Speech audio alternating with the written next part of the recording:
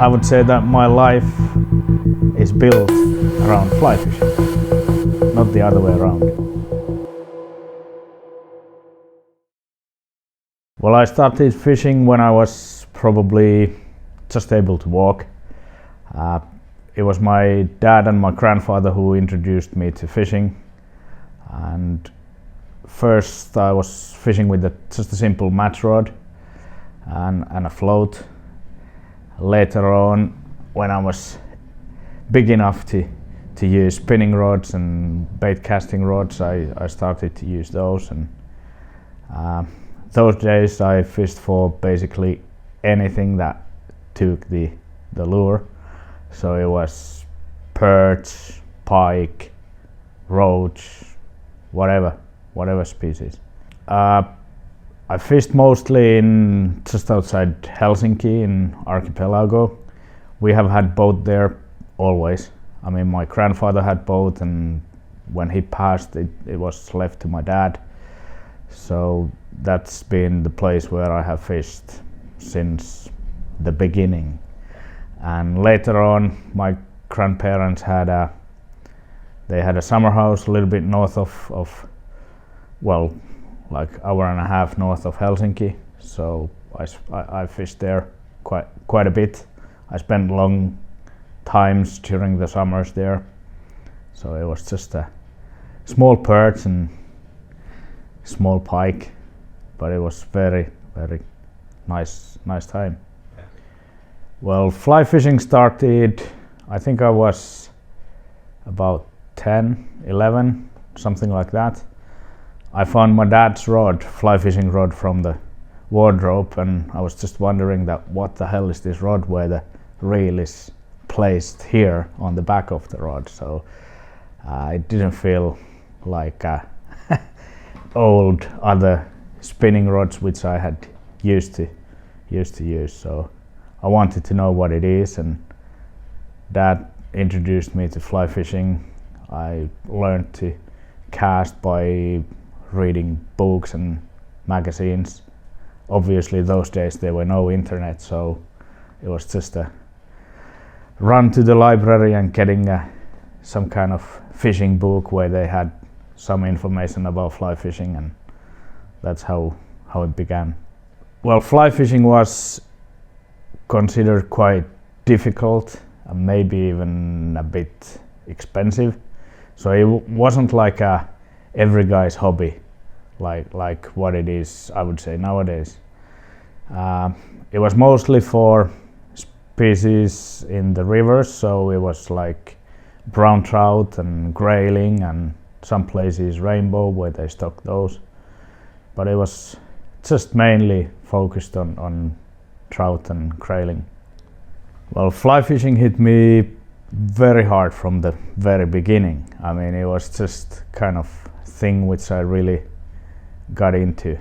It was probably not just the fishing itself, but it was also fly tying, which I actually started before fly fishing, because the fly tying started because I had to make some feather hooks to my sea trout spoons, and I think I was maybe 9 or 10.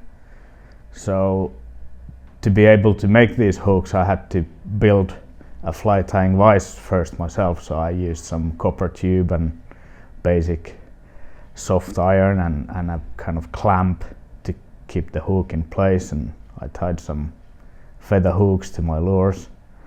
And then I thought that, hey, this is nice thing, I want to make something else. So then same time I kind of found the fly fishing stuff and started to make other type of flies. And it was the whole thing, not just catching the fish with the fly, but also the fly tying and making the flies yourself and catching the fish with the flies which you have made yourself. I think the biggest difference between fly and spin fishing is obviously because you can make the flies easily yourself, so that gives you a kind of pleasing feeling to catch a fish with your own fly. Then it's also the casting. It's not just simple flick and throw the thing there and go on, but you really have to learn to cast the fly and the line, and it's the whole concept. Well, the first kind of bigger catch was probably a stocked rainbow from the local river. I cycled there after school with all my gear in my backpack and spent several hours there, and they had stocked some rainbow nearby a couple of weeks before, and then when I managed to hook, I knew that there's some fish, and some guys caught those with all sorts of stuff. I wanted to catch them with the fly, and finally when I got that like 1 kilo rainbow, that was really something. The Kola Peninsula came into kind of available, it was early 90s, and I joined the local fishing club in Helsinki 92 when it was established, and I think it was 93 kind of winter time when we were offered a possibility to go test fishing the river Drastovka in Kola Peninsula on the summer of 94.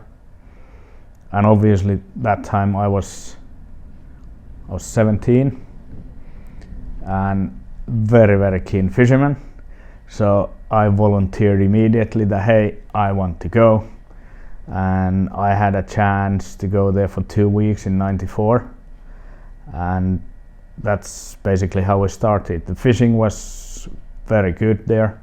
We made a nice report, and for summer 95 they decided to build there a fishing camp.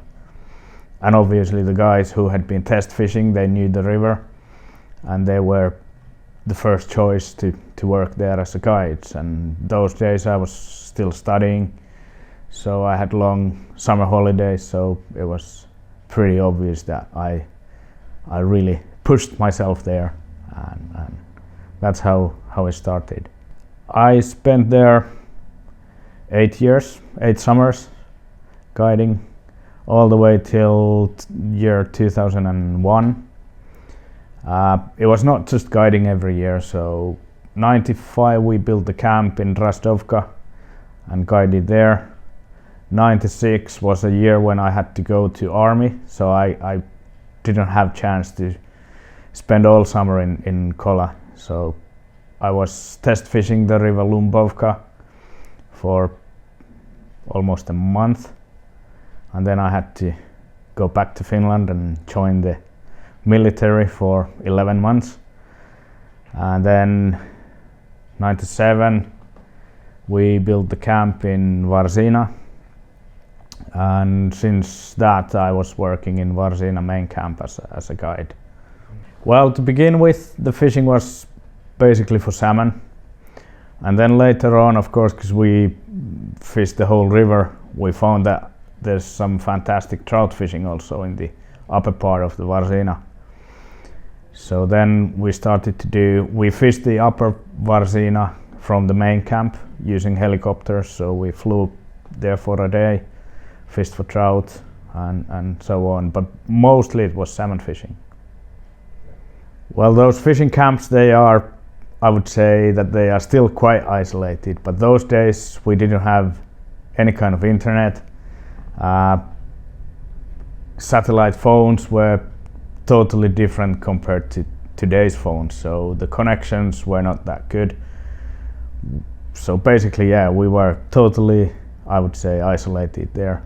The helicopter came, well, they had a kind of service flights a couple times a week, pick up some more food and other stuff. And then every Saturday we got a new group of people there. So those summers in Kola, they really taught a lot about salmon fishing, obviously. I mean, there were a lot of fish, there's still a lot of fish, and of course when you spend a lot of time there, you end up trying all kind of things what you wouldn't do in other rivers. So I can say that obviously salmon is, when they are taking, they are very, very easy fish to catch. You can catch them with the earplugs or just bare golden hooks or whatever. And then again, if they are not taking, they are just not taking.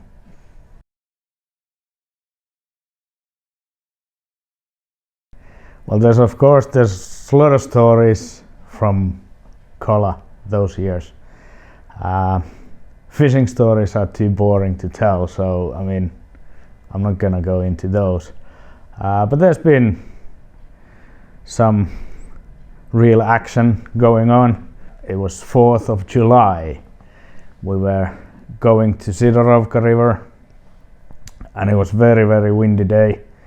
We were kind of landing with the helicopter to a canyon pool, Paradise Pool, and suddenly the helicopter just kind of started to fall. And obviously for me it was just like a normal bus ride every day, every morning back to work and that kind of ride. So I was half asleep almost, and then suddenly I just kind of woke up to the noise that the helicopter made, because it was just coming down like a stone. Luckily we were already kind of coming down, so we were, I think it was about 20-30 meters, and then it hit the ground. I lost my conscious at that point.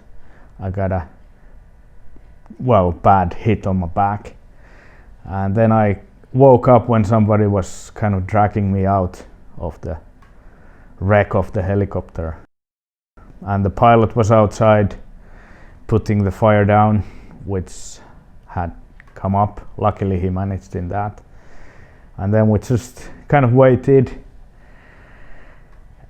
by the pool until the other helicopter came to pick us up, and that was, well, we ended up spending there basically all day.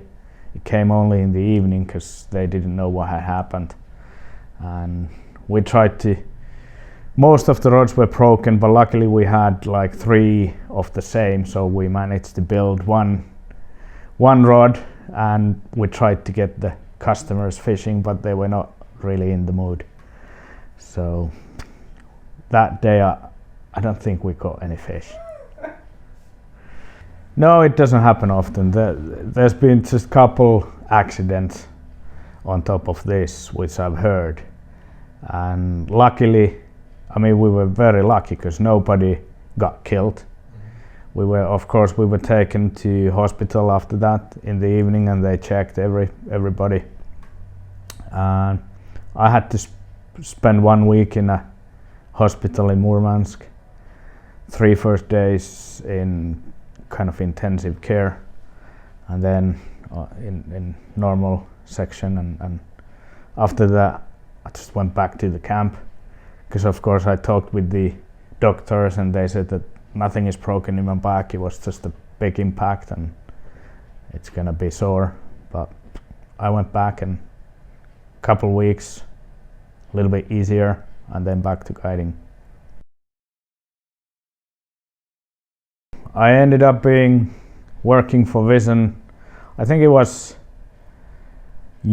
because Juha knew one of his friends who knew my father, and this friend had told Juha that, hey, I know this guy whose son has been working in Kola Peninsula for many years, and they kind of introduced me to Juha, and then I started to work for Vision kind of part-time because I was still studying. So I did some casting courses and helped in different kind of demo days and shows and so on. And then I think it was like end of 2002, 2003 early, when I started to work full-time after my studies.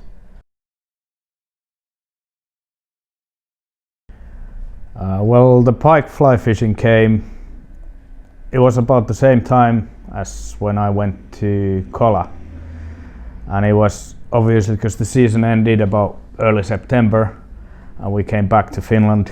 You wanted to do some kind of fishing later on. And of course with the fly, trout fishing was already the trout season was off, it was gone, and you wanted to fish something, and that's when we kind of started to fish for pike with fly. And there were some other guys who had already done it, but not many. Obviously we had fished a lot with the spinning gear and different kind of stuff, but you just wanted to try the fly, offer them a little bit different kind of approach and different kind of lures. And that's how we started to fish for pike, and it's been since that very much what I do, I would say, most of the year. Well, the flies have definitely developed a lot. We used, well, it was some big flies, big streamers from some